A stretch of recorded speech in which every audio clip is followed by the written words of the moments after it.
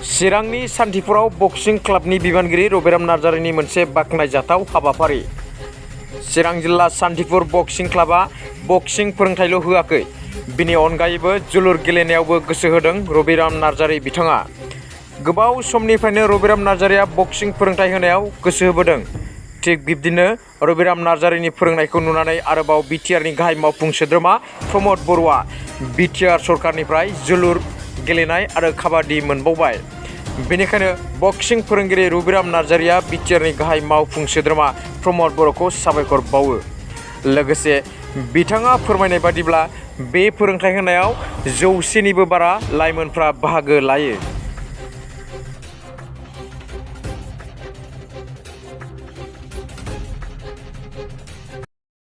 आंनि मुङा रबिराम नार्जारि। आं सान्थिपुर बक्सिं क्लाबाव इनचार्ज हिसाबै आङो फोरोंगासिनो दङ।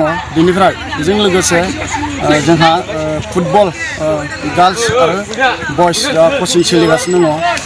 बे कचिं सोलिनायाव जोंनि कचआ जाहैबाय फुटबलनि कचआ जाहैबाय जोंना लेबेन सार आरो बेजों लोगोसे गोबां दिनै CSD सारमोन नायफैदों। दिनैनि बेबायदि फुटबल कचिं हरनायनि थाखाय जोङो बिटिआर सरकारखौ BTC सरकाराव जोङो प्रमद बर' सारखौ रोजा रोजा साबायखर बावबाय आरो जाहाथे जोंखौ बे सान्थिपुर ओनसोलाव जाहाथे आरोबाव उनाव फैनानै जोंखौ मदद होबोयो आरो हेफाजाब होबोयो आरो जेसेबांखि गेलेगिरि दङ जोंना दिनैसिमाव 100+ जायो।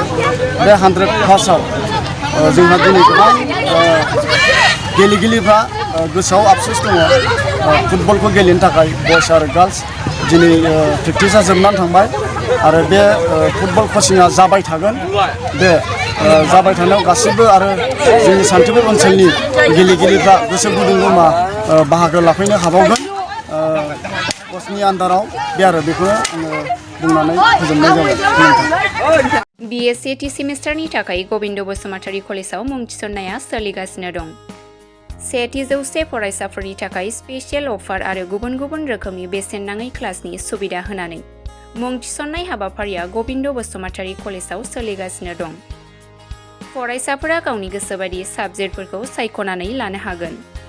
लोगोसे basic computer class, self defence, spoken English class बे सुबिदाफोरखौ फरायसाफोरा बेसेन होआलासे खाबु लानो हागोन।